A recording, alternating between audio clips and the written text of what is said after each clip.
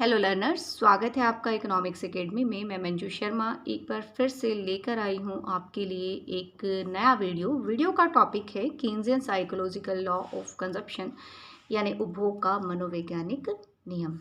ये जो नियम है ये केन्स ने दिया और ये केन्स की एक बहुत इम्पॉर्टेंट जो बुक है यानी कि the general theory of employment, interest and money, उसमें केन्स के एम्प्लॉयमेंट से संबंधित जो सिद्धांत है, रोजगार जो सिद्धांत है, उसका एक बड़ा ही इम्पॉर्टेंट पार्ट है ये जो थ्योरी है, ये जो लॉ है।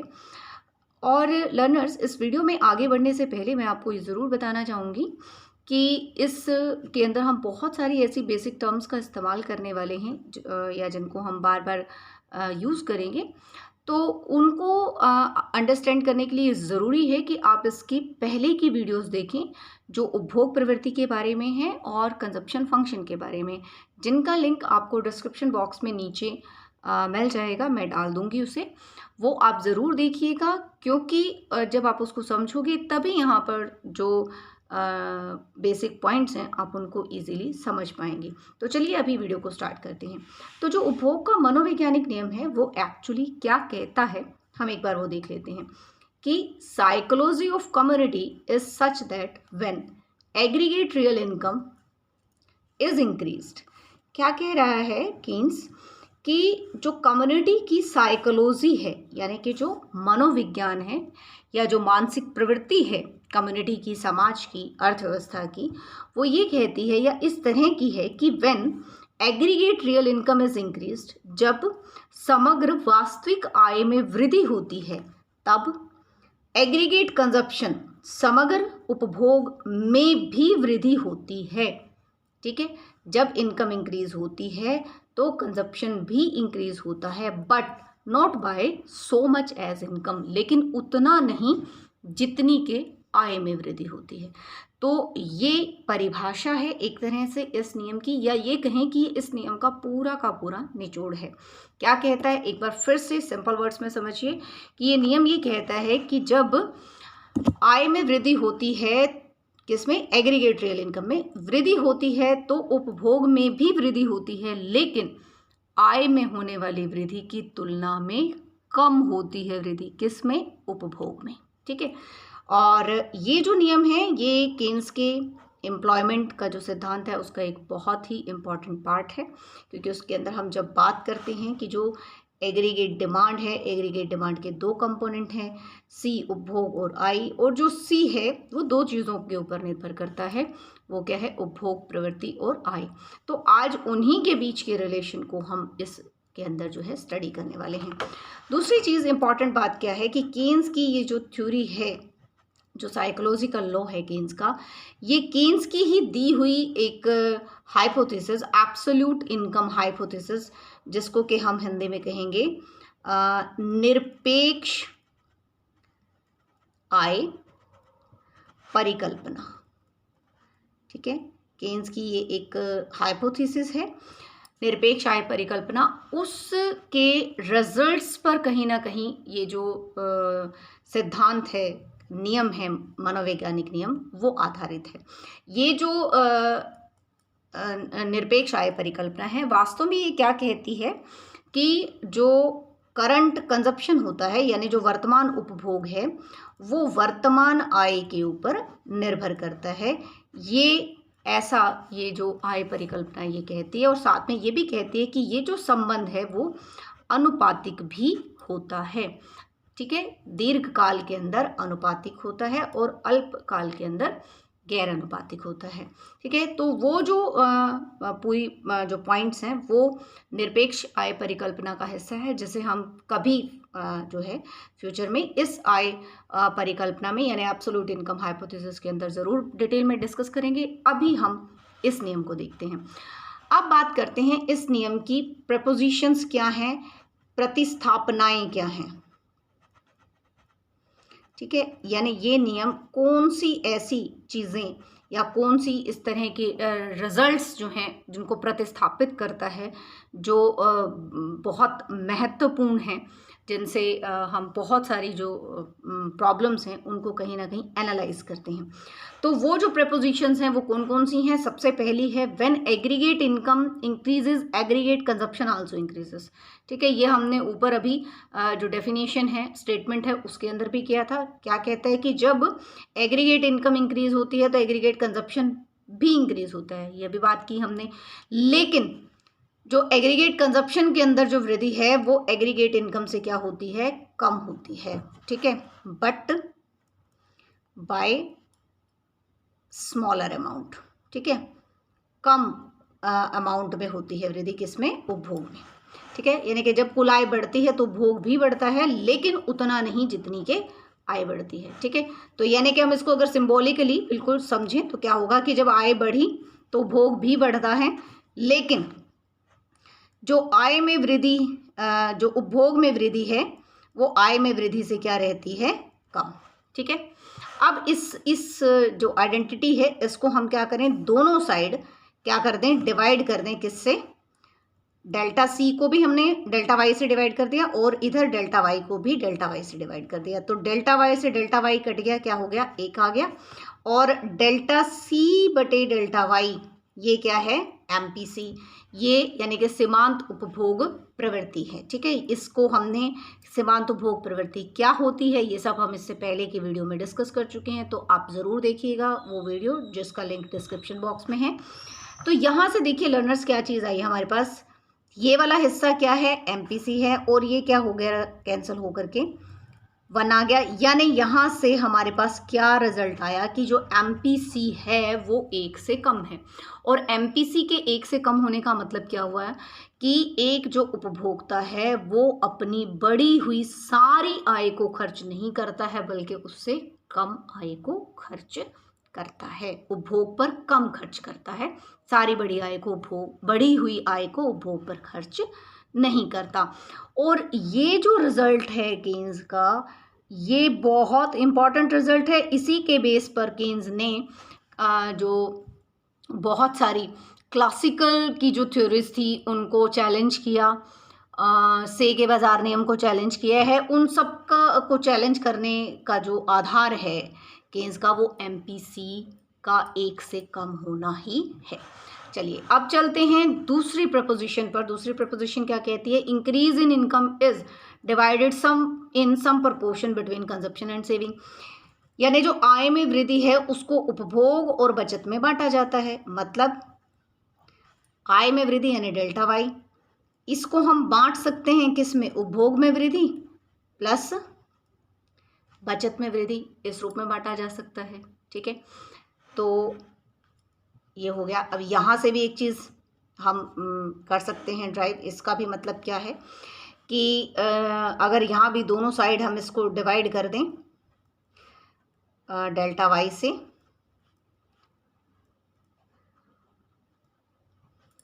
तो ये 1 आ गया। ये आपका जो है वो एमपीसी है और ये जो है वो क्या है? एमपीएस है।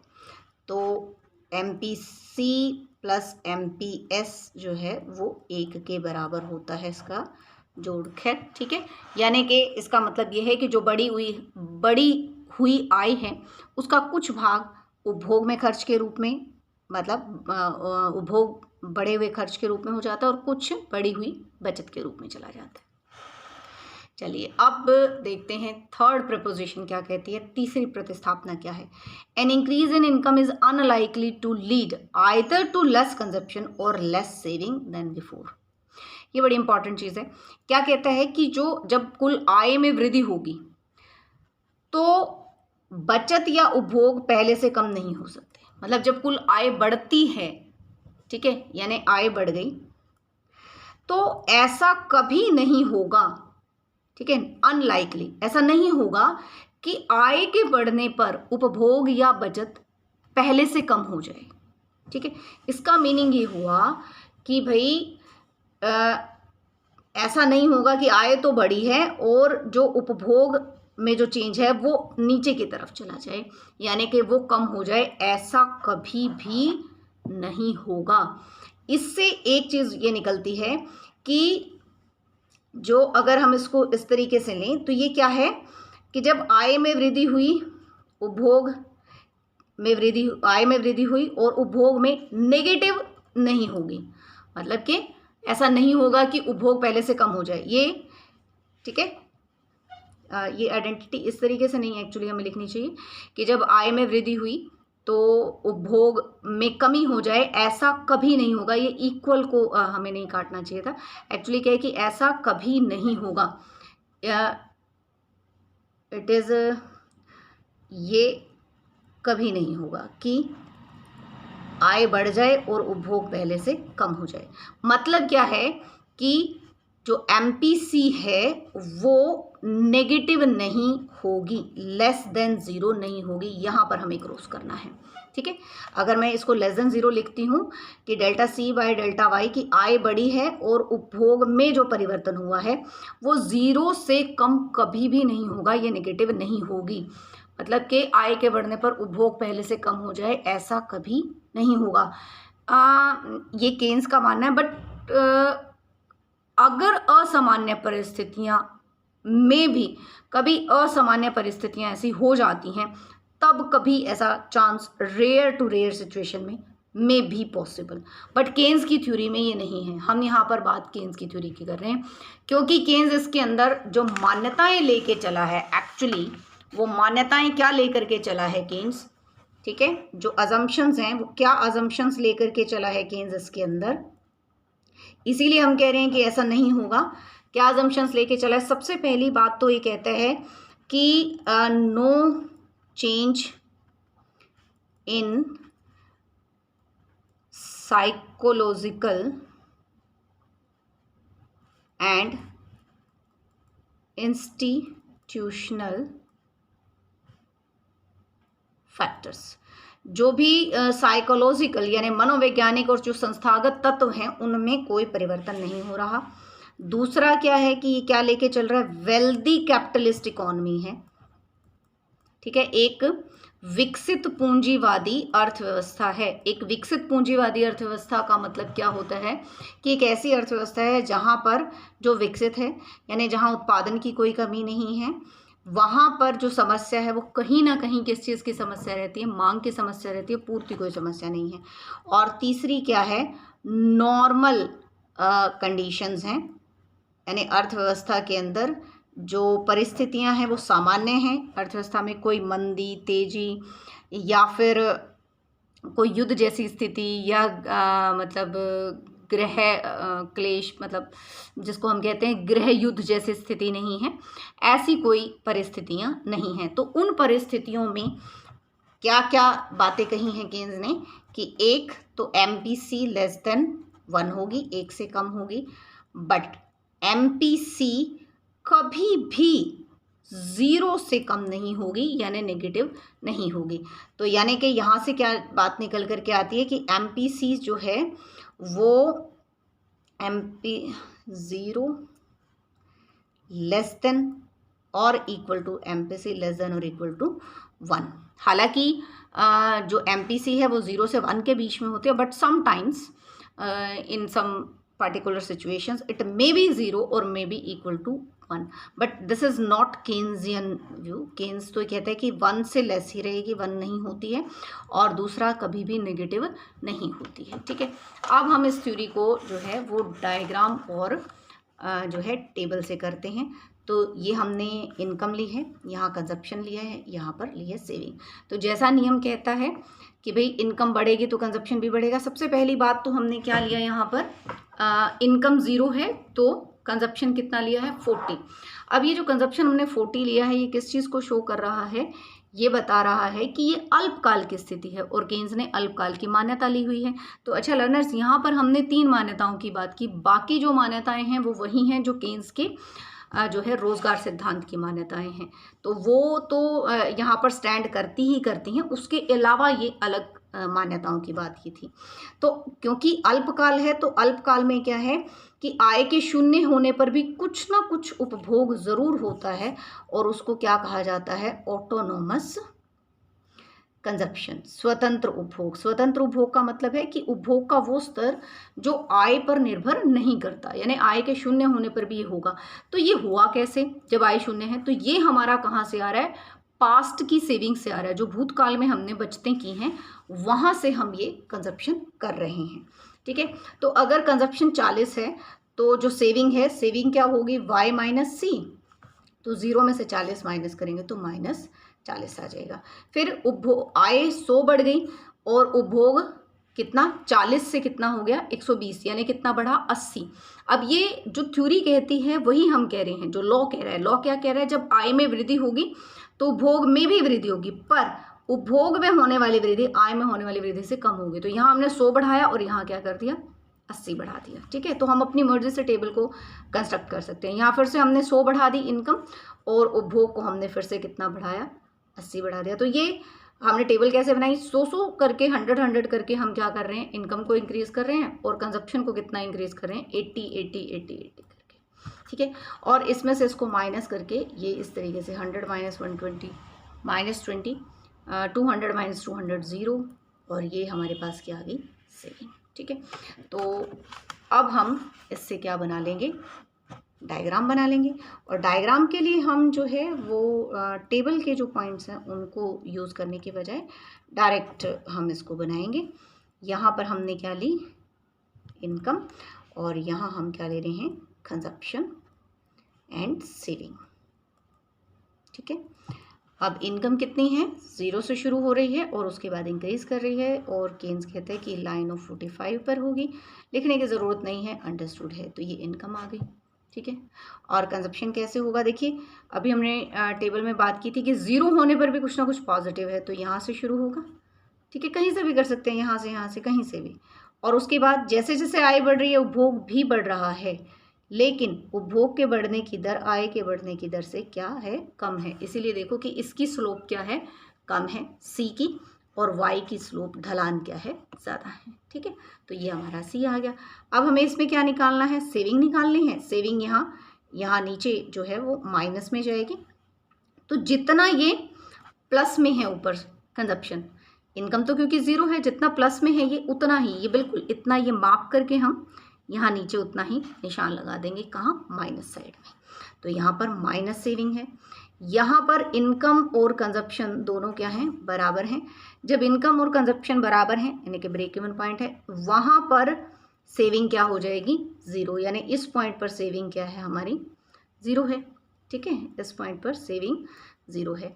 और उसके बाद एक पॉइंट ले लेते हैं, सपोज करो ये ले लिया, तो ये हमने कहा कि इनकम y1 पर है, ये y2 पर है। ठीक है, अब इस पर हम क्या कहें, देखो कि कितनी है, इनकम इतनी है और कंजप्शन ये है, तो इस इनकम में से इतना कंजप्शन माइनस कर देंगे तो ये वाला पार्ट बच जाएगा ना लर्नर्स। इनको सबको आप नाम दे सकते हैं कुछ भी, जैसे हमने इस पॉइंट को C1 नाम दे दिया है, सॉरी C2 दे दिया, ये y2 हो गया, और इसका नाम हमने सपोज करो A2 दे दिया, कुछ भी। ठीक है, ये हमारा A2 A1 हो गया, और यहीं पर हमारा C1 है। तो ये हमें बता रहा है कि भाई ये इसको A2, ये A2 Y2 क्या है, इनकम, और C2 Y2 क्या है, कंजप्शन है। तो A2 Y2 में से C2 Y2 माइनस करेंगे तो ये वाला A2 C2 ये पार्ट हमारे पास बच जाएगा। तो जितना ये है इसको माप करके यहाँ से, अब ये पॉजिटिव में है क्योंकि इनकम ज़्यादा है और कंजप्शन कम है, तो पॉजिटिव में है, तो इसका मतलब एक्सेस वाली जो लाइन है उससे ऊपर की तरफ आएगा। अब इन पॉइंट्स को जब हम मिला देंगे तो ये क्या आ गया, सेविंग फंक्शन आ गया हमारा, सेविंग कर्व आ गया। ठीक है, अब आप इसमें देखिए कि ये वाला जो पार्ट है ये और ये दोनों सेम है, ये वाले पार्ट को क्या कहा जाता है, सेविंग गैप। ठीक है, ये भी वही चीज़ है, सेविंग गैप है। और आप देखेंगे जैसे जैसे हम इसको आगे प्रोड्यूस कर दें तो ये बढ़ता जा रहा है गैप, इसको प्रोड्यूस कर दें, ये गैप क्या हो रहा है, बढ़ता जा रहा है। इससे केन्स ने कहा ओवर सेविंग गैप। ठीक है, ये ओवर सेविंग गैप क्यों आ रहा है, क्योंकि MPC क्या है, 1 से कम है। हम यानी किसी अर्थव्यवस्था के अंदर जो कम्युनिटी है वो मनोवैज्ञानिक जो भी उसकी प्रवृत्ति है उसकी वजह से क्या है कि बढ़ी हुई आय को पूरी तरह से उपभोग पर खर्च नहीं करती है, बल्कि उसके कुछ भाग को बचा लेती है, और जब वो इस भाग को बचा लेती है तो वो सेव होता चला जाता है और ओवर सेविंग गैप आ जाता है। और यही ओवर सेविंग गैप या जो एमपीसी का 1 से कम होना है, इसी की वजह से केन्स कहता है कि अर्थव्यवस्था में धीरे धीरे क्या आती है, गतिहीनता आने लगती है। गतिहीनता, स्टेगनेशन। ठीक है, अर्थव्यवस्था में क्या आने लगती है, स्टेगनेशन आने लगती है, गतिहीनता आ जाती है। और यही जो चीज़ें हैं वो अर्थव्यवस्था में मंदी का कारण बनती है, क्योंकि जब एमपीसी 1 से कम होती है तो एमपीसी के 1 से कम होने के कारण ही ओवर प्रोडक्शन होता है। ठीक है, अति उत्पादन की समस्या उत्पन्न होती है। इसी की वजह से क्या होता है, अनएम्प्लॉयमेंट होता है।